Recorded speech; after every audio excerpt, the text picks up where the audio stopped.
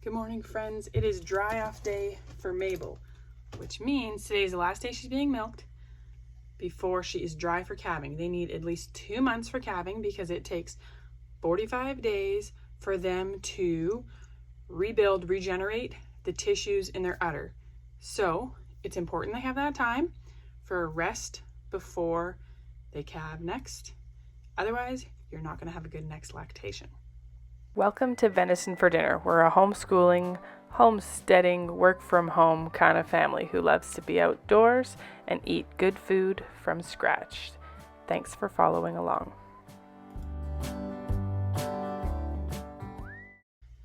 So the dry off meds are actually out in the barn already, but what I need is teat infusion cannulas, which are like a plastic needle. They're one-time use.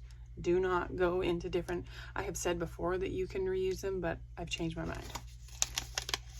Best practice, they're cheap enough, don't reuse them.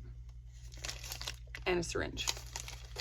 I actually have a discount code, maybe 50 cents or $1 off a bottle. I can't remember. I'll have to look it up.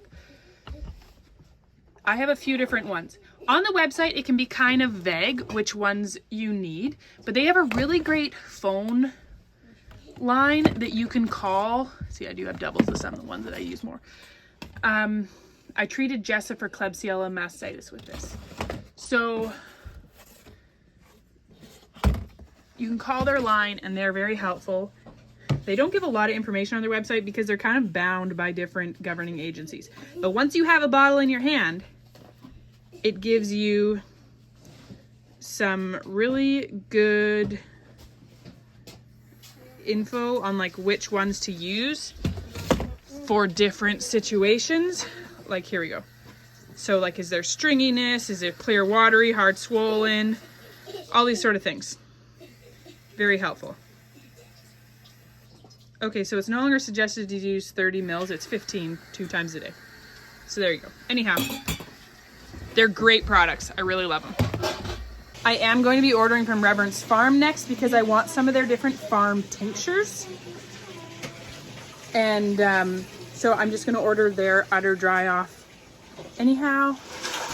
Although I should see how long it takes to ship because I need it in 3 weeks. I never used to do dry off meds because I didn't think it was necessary to give my cows antibiotics when it wasn't warranted. But I've since learned there is 2 different natural dry off meds you can give. One, the one that we have, is Synergy Animal Products. Clearacell is what it's called. And then Reverence Farms has Udderwell. So the reason why I do these is that dry period is an awesome time to just like make sure there's no lingering little things that you don't realize in the udder. So by infusing that quarter intramammary with a teat cannula, you're putting in some, it doesn't help them dry up. And antibiotics don't help them dry up either. It helps protect against unwanted bacteria and mastitis. Oh, hello heifers. These don't hurt them. They're so that they don't nurse on the cows because these girls are 11 months old, almost 12 months old. They do not need to be nursing. It looks like we maybe didn't dehorn this one properly. It's pretty wiggly. Hopefully it's just a scur and she's not a one-horned unicorn. This one has like a tiny scur, but they were dehorned a very long time ago. So this is Clearacell dry cow udder oil. It's got a bunch of good things in it. They also give recommendations for other ones, which is what I use. When we have mastitis issues, I go to them first. So this one, it doesn't say on it, but I know it's 15 cc's per quarter. But first, they have to empty her. Freya's milking the goats. Hello. Oh yeah, just make a mess. The chickens will love you. Maybe bought more goats. You did buy more. I did. Well, you know what? I did buy more goats, but technically they're not ours until we have them and I've paid them. So I haven't paid them because they haven't delivered them. They don't want to be paid until they're delivered. So once they're delivered and I'm paid, then we have new goats, and I'll show you our new goats then. So milking always starts with brushing and then washing. And Jessa is being milked for 3 more weeks before she's at dry off. So I'm kind of just out here. I forgot my tea. Dang. We're just out here. I'm keeping company until it's time to do this. They got the milking part covered. But I was going to answer some questions about dry off that I asked on social media. So I'm going to look back at those and then I'll answer those. So one of the top questions is, how do we even go about drying them down? So if your cows are in lots of production, you need to go about this more intentionally. We have not been pushing our cows. They have not been producing piles of milk. They were only each producing, 2 to 3 gallons a day. They're 11 and a half months into lactation. They're getting very minimal grain. So because the cows were not in a lot of production, they weren't being fed premium feed because we just didn't have it. They're in great condition, and that is more of a concern to me. What do they look like? And they look amazing. As you can see, glossy coats, full rumens. That's not her rumen.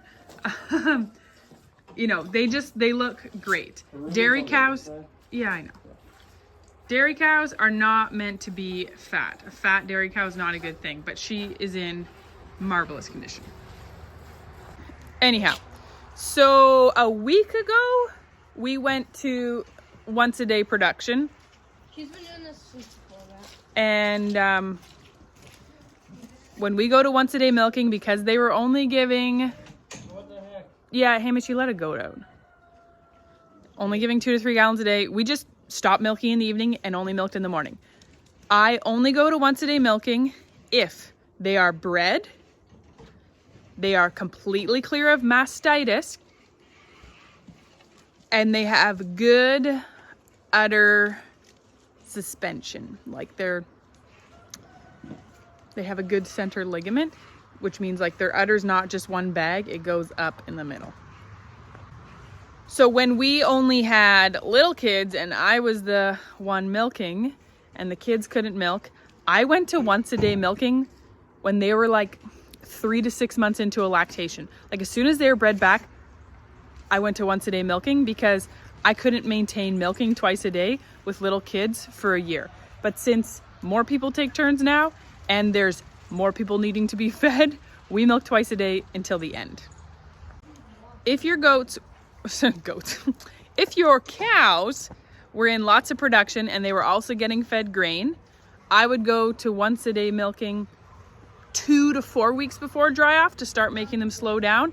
And I would also start lowering their grain or completely stopping their grain. If they need some grain while they're dry because they're in bad condition, you're going to be feeding them a low protein grain, like just barley is what would be where we live. You don't want to feed them protein because carbs go to their condition, protein goes to production. So wean them off of grain. This is why it's important that you don't rely on grain for your cow to have good behavior during milking. So if you want your cow to have some grain while they're dry because they're not in great condition, you want to get them completely dried off a couple weeks into their dry period and then start feeding them just like a couple cups of barley a day. That way, they're completely dried off before you're going forward. If I had a cow who had mastitis this lactation, I would be doing a lot more serious of a dry off protocol, and I would potentially be using antibiotics as well. If your cow is having recurring mastitis issues, get their milk cultured so you know what you're dealing with, because Klebsiella and Staph A, which are the 2 most common subclinical mastitises, meaning they're there even if you don't know they're there. Like even if they don't look like they're there, they're hanging out just waiting for your cow to get stressed out, and then they'll rear their ugly head. One is gram negative and one is gram positive. I can't remember which, but they need different antibiotics. So it's important to know what you have so you know what you're fighting. So if this, I'm not a vet, so I can't give you advice here, but I'm just saying if your cow has had issues. Thank you, Rooster, for announcing yourself. Yes, thank you, Rooster. If your cow has had recurring mastitis issues during that lactation, talk to a vet. If you don't have a vet, the Stockholders Exchange, you can find them by searching Reverence Farm or the Stockholders Exchange. They're on Instagram and they have a site and they have a membership that is amazing. Like, it is the only good, holistic, but realistic vet information you can get on the internet. And they can only share so much on Instagram, but with their membership, they have a smaller monthly one, or you can do like a premium stockholders. And with a premium stockholders, you can get emergency vet calls, and he is a dairy vet, and you can get like 2 calls with him a year or something, which if you've ever had a vet call, it cost me $300 just for my vet to step foot on my property. That's before he's even done anything. So if you didn't have vet access, that's a steal, friends. So yeah, check out one of those things if you have mastitis issues. Hi, Jessaboo. Hi. I know, so we're gonna milk Jessa for 3 weeks still, once a day. And then Mabel is due November 25th and Jessa is due December 14th or 16th, I can't quite remember. Last year they gave birth 3 days apart, and I would have never thought that I would do that, because why would you want your cows to give birth at the same time so that you're dry and you don't have milk at one time, right? Like, why would you do that? Don't you want to space them out so that you have milk all the time so that you're milking year round? Well, friends, we milked for 4 years straight without a break. That's how many, 4, I was waving all my fingers. 4 years straight without a break. And I held it as an idol. I think I did. Always having a cow and milk, never having to rely on the store for any sort of dairy product, became an idol for me. It was my golden calf, and that's not healthy. And we had way too many cows because I was trying to play God and keep control over the whole situation. And Marius said to me, "You're not God. You cannot keep control over this situation. You can't just be keeping so many extra cows just to try and, like," because I just kept thinking like, oh, Jessa had Klebsiella once. This could be the time she goes. This could be the time she goes. And Marius is like, or she could be 10 more years. Like, can you stop trying to just keep more cows? And it was the wake up call I needed. And I saw that everybody in our family actually really needed a bit of a break from the routine of milking. So we had a 2-month break last year. We made a lot of stuff ahead of time and we froze things, but we also just then had to do without some things.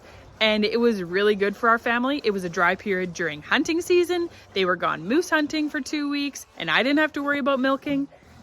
And we're doing the same thing again this year. It worked out that there's only 6 weeks dry, but this is really good for our family and it's a good test of faith for me as well.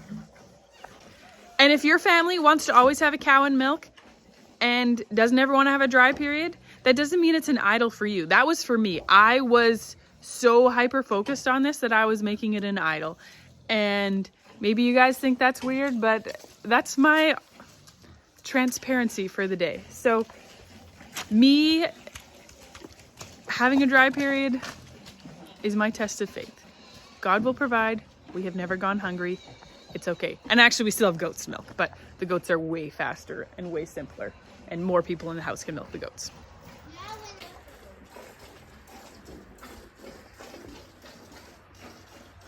Are you ready for your turn?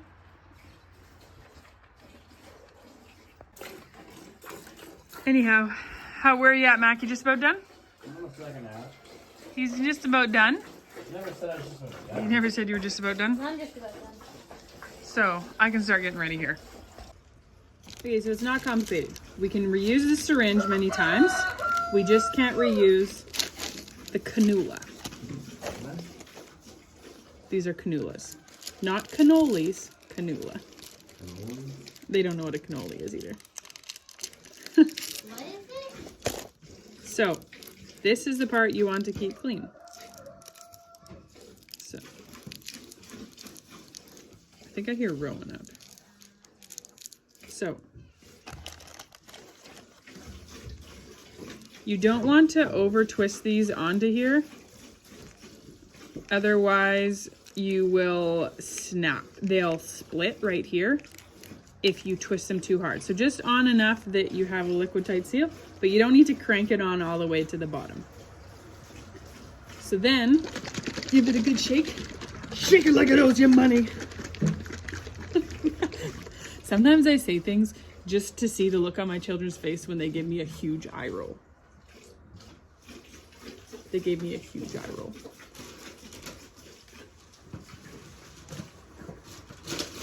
Okay, so one thing that is best practice, but I don't necessarily do, is you wipe each teat with an alcohol swab before you put this in. But because the end of their teat just has milk on it, I don't. Maybe if you were in a dirtier situation, you would, but I don't. Anyhow, Mac's almost done, and then we can show you how this works.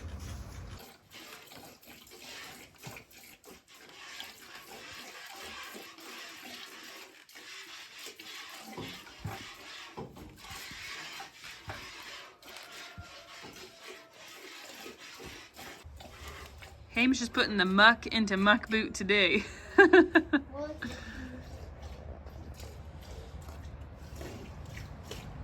You look like you're half asleep on the cow. Yeah. Oh, chicken cleanup patrol is already here. On a mission, no wasted grain. This is why we like free range chickens, because anything the other animals spill. Oh, sorry, am I startling you, cow? Thing I find, so since we went to once a day milking, Jessa has decided to start peeing and pooping at milking time, which is very uncommon for her otherwise. Anyhow, I find near dry off, they can start to have some worse behavior, partly because they're just pregnant and they're done. And I feel it. I really feel it. Like I had one cow, Clover, who at 5 or 6 months along, she was done being milked, just did not want to be milked anymore. And that's like 3 lactations now. She's like that because my friend has her now, and my friend says she's the same way then. She hits 5 or 6 months pregnant and she does not want to be milked anymore. She shifts around all the time. She kicks. So Mabel doesn't have that problem. Mabel's not doing that. Jess has been shifting around more. They start to feel heavy, which I don't blame them. I have been there 6 times. So this will be Mabel's 2nd calf, and she's bred to our Dexter bull. This will be Jessa's 4th calf. She's also bred to our Dexter bull. Fun fact is that a Jersey Dexter, a Jersey Dexter is called a Belfair. Yeah, so if Jessa has a heifer, it will be called a Belfair. If Mabel has a heifer, it will be half Dexter, quarter Brown Swiss, quarter Jersey. To quote a dairy farmer friend when I said that I had bred them to a Dexter, he's like, you're going to have hella calving ease because they're just going to like, woof, fall right out of there. Dexters have small calves, and Mabel's got a tall hind end, and that calf is just going to fly right out of there. Last lactation, they were bred to milking shorthorn, which is what the heifers I was showing you before were. And they were big calves. That was a push for Jessa. She did it, but it was a push. She didn't need help. And, oh, I helped the tiniest bit because I just couldn't help myself. But just, anyhow. Mabel, we never even saw. Matt came out to check at 2 a.m. or something. 1:30. And there was a wet calf on the ground, so he ran in and got me. So,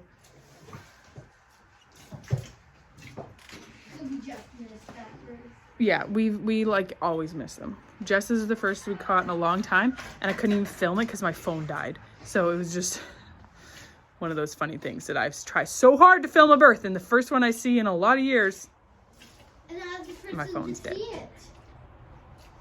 Any of you want to do dry off? Who are you talking to? You two? No? No? Thanks for the washroom. Sometimes they would like to do the dry off. So you're gonna stick this up her teat, and you're probably thinking, Kate, isn't she gonna curb stomp my head? Surprisingly, they don't really care. And all the nursing mothers grab their chests. Anyhow, Mabel's actually never had this done before. Oh, I have a sore knee right now. This is a little rough. Can I have a stool? Please? Okay, we have a stool. We have a stool. So.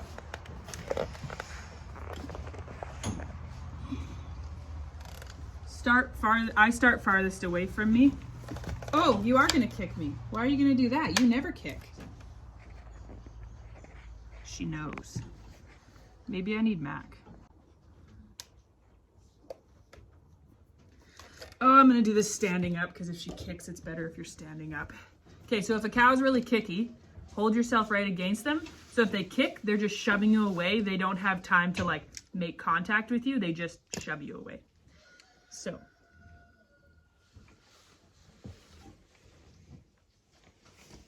You just gently put it up and slowly infuse it up. Oh, some is leaking out. I don't know where that's leaking from. Oh, Mabel, you're okay. Someone want to grab her some grain as a treat because I think she's not. It should go on her knees. Pardon me? It should go on her Oh, knees. okay. Oh, you didn't leave. She kicked me. What? Yeah, she never kicks.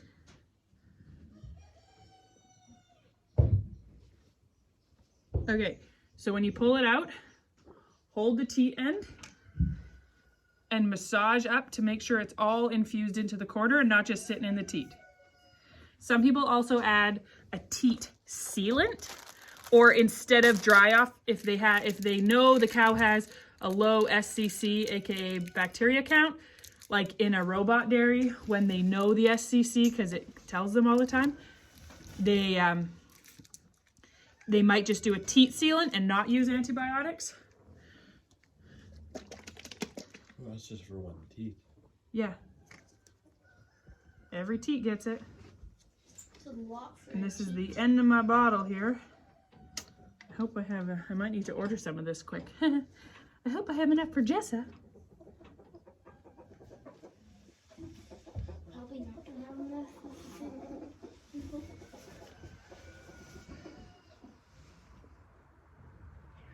The heck? Where's the teat end? There we go.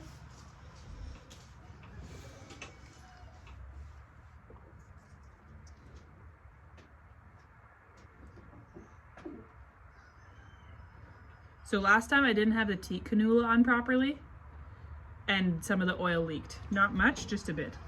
Hey Mabel, you're okay. Yeah.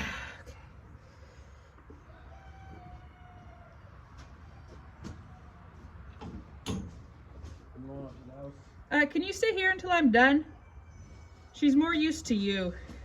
She's entirely used to me? Yeah, she's entirely used to you. You're the one who trained her. Hey, Mabel. We're just gonna go a little faster on this. I was maybe just going too slow when she's getting bored.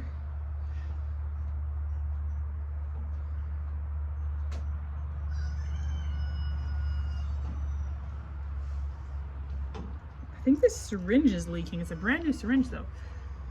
Okay, it's the same thing. Pinch the end, massage it up.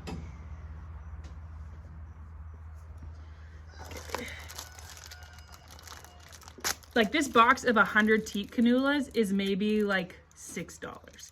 They're, no, they're dirt cheap. So again, I take it out so I'm holding the tip still in plastic and I'm just taking the old one out and then I'm just dropping it on the ground for now.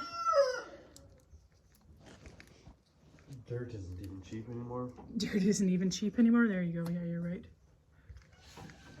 Dirt's expensive. Dirt is expensive, yes. Unless you just dig it up yourself.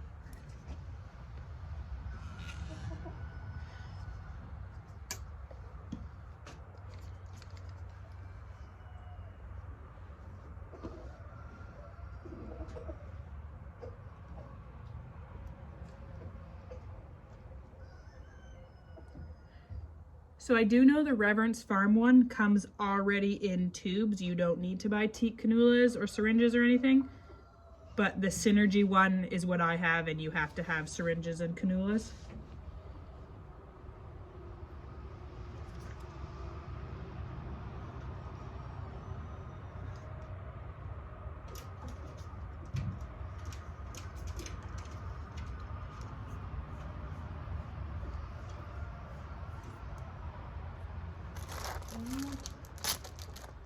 Ooh, I just about dropped that one.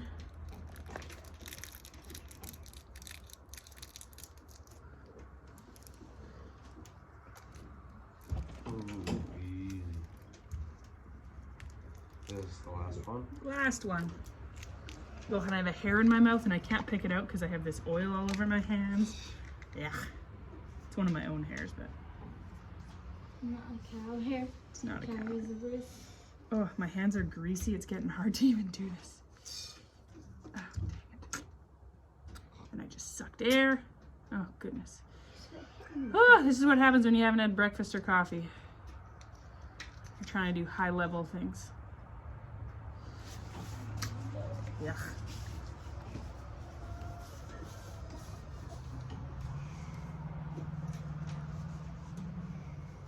Her teat orifices are not centered on the bottom of her teeth.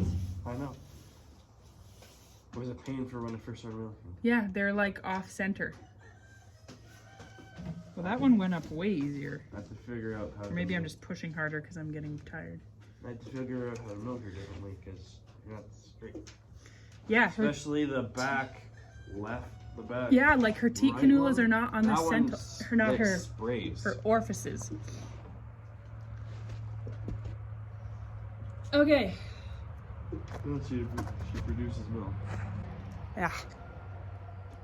It's not fun at all. Okay, so all done. Go inside and have breakfast and tea. And Mabel is now done milking. So now we watch her udder for any signs of it being red. I can go and feel it too to make sure there's no hard spots.